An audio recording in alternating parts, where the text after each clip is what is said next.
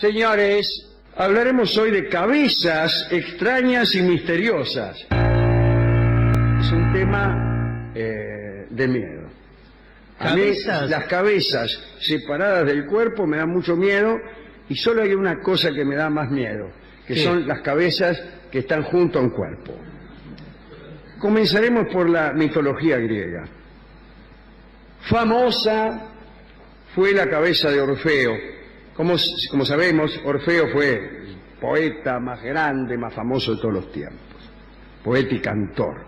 Apolo le había regalado una lira y las musas le habían enseñado a tocar de tal modo que no solo encantaba a las fieras, como todos sabemos, sino que además hacía que los árboles y las rocas se movieran de sus lugares para seguir el sonido de su música, como en las películas norteamericanas de rock and roll.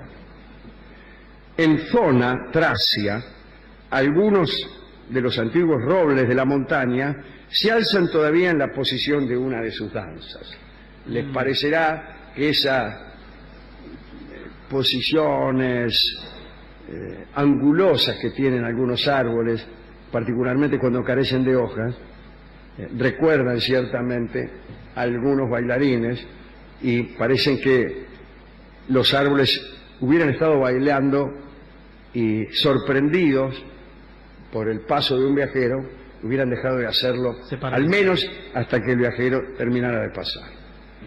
Cuando Dioniso invadió Tracia, Dioniso es Baco para los romanos, Orfeo no le rindió los honores debidos, sino que enseñó otros misterios sagrados y predicó entre los hombres de aquel lugar lo pernicioso que era el homicidio en los sacrificios.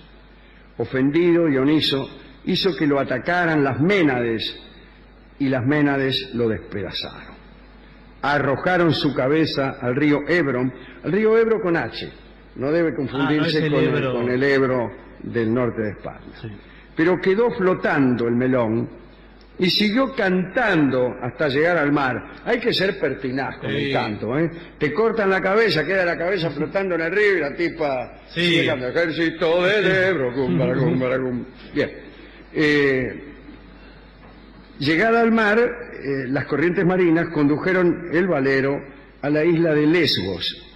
Las musas, llorando, tomaron el resto del cuerpo y lo enterraron en Liebetra, donde hoy en día los ruiseñores cantan más armoniosamente que en ninguna otra parte del mundo. En cuanto a la cabeza de Orfeo, fue atacada por una serpiente y Apolo la transformó en piedra. No la cabeza, sino la serpiente. Fue guardada entonces en una cueva de Antiza, y allí profetizaba día y noche hasta que Apolo, viendo que sus oráculos en Delfos, en Greneo y Claro habían sido abandonados, nadie iba, iban todos a escuchar cómo profetizaba el mate de Orfeo. Y Apolo se enojó, fue hasta allá, se detuvo frente a la cabeza y le dijo que dejara de entrometerse en sus asuntos y que estaba harto de oírlo cantar. Y desde ese día la cabeza jamás volvió a hablar. Esta cabeza cantante de Orfeo recuerda a la del mítico rey de los alisos, Bendigeid-Vran. Bendigeid-Vran fue aquel rey que, habiendo sido maltratada su hija, Branwen, en la corte de Matoluch, todo esto en la antigua Irlanda, ¿no?, se trasladó Bendigeid hasta allí para rescatarla, ¿no? Y es famosa la imagen que tuvieron los vigías cuando vieron la llegada de la flota del rey Bendigeid, ¿no? Informaron que avanzaba lentamente un gigantesco bosque sobre el agua. Era porque veían los palos de los barcos tan amontonados que parecían un bosque en movimiento. Pero la lucha de los soldados de Bendigeid para salvar a Branwen, su hija, fue vana, porque los enemigos tenían el famoso caldero mágico que alguien nombra por ahí, el caldero mágico que poseía Matoluch.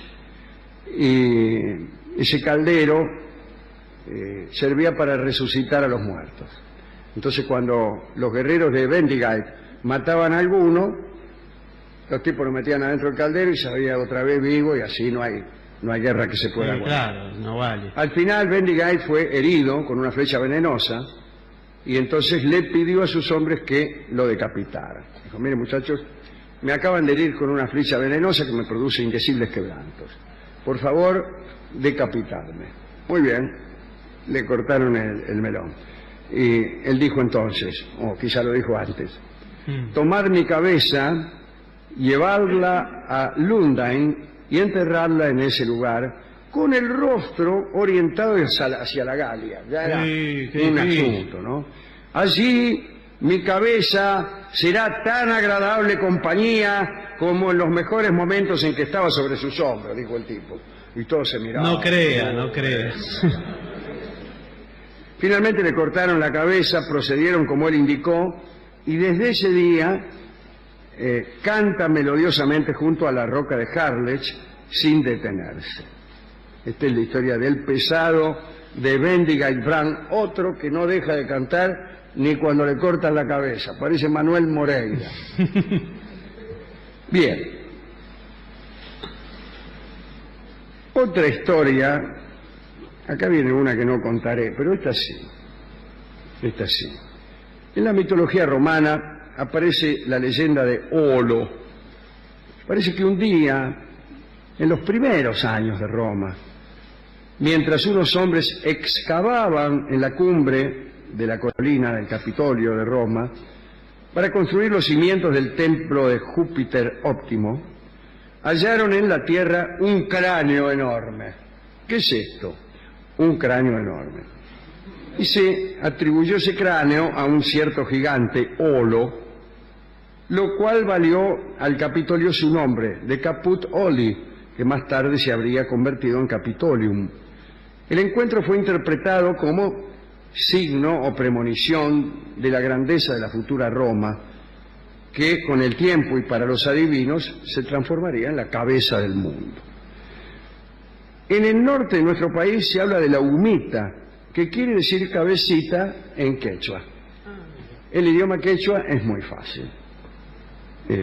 Humita quiere decir cabecita y todo así por el estilo.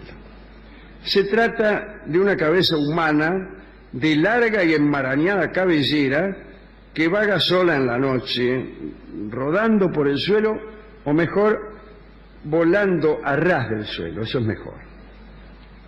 Produce un ruido suave al desplazarse y suele aparecerse en las taperas o en los caminos secundarios con el rostro bañado en lágrimas.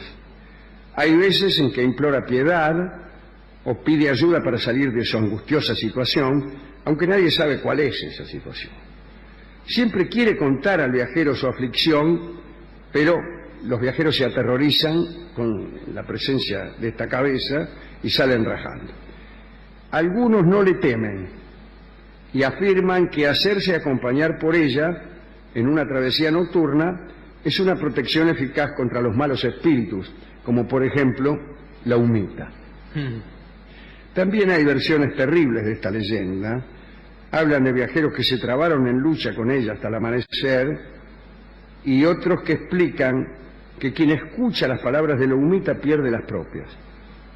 La palabra de la humita suena para privar de la palabra al oyente.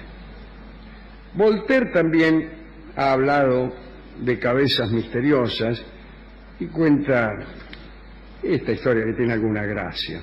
Parece que un ermitaño llamado Pascual, en Italia, conocía a un señor vecino de la ciudad de Terni llamado Jacobello, que era muy rico y un poco tonto. En las conversaciones que el ermitaño tenía con el rico, le hablaba sobre santos milagrosos, crucifijos que operaban maravillas, etc. Gracias a su elocuencia, Jacobello llegó a convencerse de que las estatuas de los santos a veces dirigían las palabras, hablaban con los mortales. Entre charla y charla, el ermitaño le dijo a Jacobello: mire, le voy a contar una cosa, a veces las estatuas de los santos hablan. Y el otro se empezó a creer un montón de cuentos. Y un día el ermitaño le dijo: mire, estoy esperando recibir de Roma una cabeza de muerto, que es un regalo del Papa, y que habla como la burra de Balaam, como los árboles de Dodona, habla y dice verdades interesantísimas. Como a la semana, el ermitaño le dijo que fuera a un lugar determinado en el que había depositado la cabeza. Dijo: mire, me mandaron la cabeza de Roma, y si la puse en una encrucijada oculta por ahí, qué sé yo, usted vaya, dice, párese a la medianoche y la cabeza le va a hablar. Entonces Jacobello, el rico Jacobello, fue, presentó, se paró delante de la estatua, estaba, no era una estatua, era una cabeza. La cabeza. Una cabeza de un cráneo, sería, un muerto, qué sé yo. Y por ahí, nada. En eso se oye la voz de la cabeza. Y le dijo: Dios trata de recompensar tu piedad. Te participo que hay escondido un tesoro de 100.000 escudos en la entrada de tu jardín. Pero no vayas a buscarlo sin antes haber puesto ante mí una cacerola llena de marcos de oro en moneda de poco valor. Jacobello, víctima de terror, pero también de codicia, se fue enseguida, abrió su cofre y puso delante de la cabeza parlante la cacerola llena de dinero. El ermitaño Pascual desapareció y nunca más fue visto por ahí. Y nada más, ahí termina la historia. Nombremos para terminar algunos seres mitológicos con cabezas raras. Ahí están los trolls. En las naciones escandinavas, los gigantes de la antigua mitología que habitaban en Jotunheim y guerreaban siempre con los ases, ¿no? Bueno, estos gigantes decayeron, según Borges, en rústicos trolls, que son elfos malignos y estúpidos que moran en las cuevas de las montañas o en aburridas chozas. Pero dice que los más distinguidos tenían 2 o 3 cabezas. Eso es raro, ¿no? Una clase hegemónica basada en la multiplicidad de cabezas. No está mal. Está bien, dice. También aparece el Nesnaz, que en realidad tiene media cabeza. Un ojo, una mejilla y así, ¿no? El Nesnaz anda en Borneo y en algunos lugares de la China y se encargan del comercio, son intermediarios entre los hombres y los demonios en asuntos comerciales. Se los distingue porque tienen medio valero nada más. Y el último es el Cuyata, un gran toro dotado en su cabeza de 4.000 ojos, 4.000 orejas, 4.000 narices, 4.000 lenguas y ya en otro orden 4.000 pies. Para trasladarse de un ojo a otro, de una oreja, hacen falta 500 años. Se trata de una cabeza muy extensa. Muy grande. Es el último comentario histórico que se hará. La cabeza del Cuyata es extensa. Hemos ido a... Discúlpeme, hay unos bustos, esculturas, muy recientes en muchos municipios del Gran Buenos Aires. Ajá. Que no la pegan con la proporción entre la cabeza del prócer en cuestión y los hombros. Ajá, sí. Siendo la cabeza muy pequeña para esos hombros o demasiado grande. Claro, yo le voy a explicar lo que sucede. Es que las cabezas de próceres, acá en la Argentina, sí, se fabrican en un establecimiento. ¿Pero en dónde? Y los cuerpos de próceres en otro.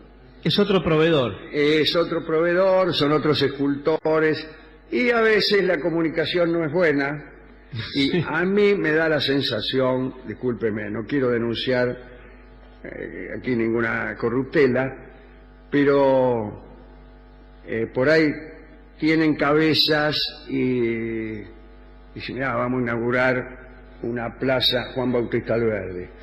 Tenemos acá el melón de Alberdi, pero nos falta un cuerpo. Claro. Y mire, sí, tenemos poco, mire. Tenemos el de Juan Azurduy. Aquí está este. Sí, bueno. Y le dan el cuerpo, y el cuerpo por ahí resulta muy pequeño. Y claro, aparece la cabeza de Alberdi sostenida apenas por un cuerpo insuficiente. Y otras veces pasa lo contrario. Lo contrario, yo el otro día vi una, no quiero mencionar ni el municipio ni el prócer, pero cabeza muy chiquita, en un cuerpo grande, y encima como de yeso pintado de dorado. Muchachos, no pinten de dorado. ¿De ¿no? dorado qué cosa? ¿Toda la estatua? Sí. Era como el príncipe feliz. El busto, sí, sí. Sí, pasa, hay que tener cuidado cuando el cuerpo es muy grande, que la cabeza no se te caiga por el agujero del cogote. Claro, después queda asomándose. Asomándose, como algunas personas que yo conozco, que se asoman a su propio cogote. Podría ser más interesante la Sí, cultura. podría ser más interesante. Acá hemos denunciado, sí, que a muchos próceres les afanan el caballo en las plazas. Le afanan el caballo y lo dejan de a pie al prócer. Qué horror, señor.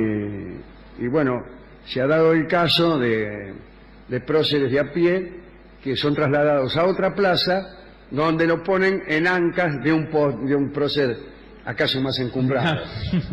Y entonces el general Las Heras en ancas del general San Martín. Claro. Y van Las Heras agarrado así. Bueno, eso también es algo que hay que denunciar. Tomamos nota. Bueno, muy bien. Hemos ido a la discoteca y después de discutir un rato, el tipo me dijo lo que yo ya sabía, que es que cada vez que se habla de cabezas no hay más remedio que poner el tango que se llama precisamente Por una cabeza. No es que no haya otros. Puedo citar el tango Cabecita Negra.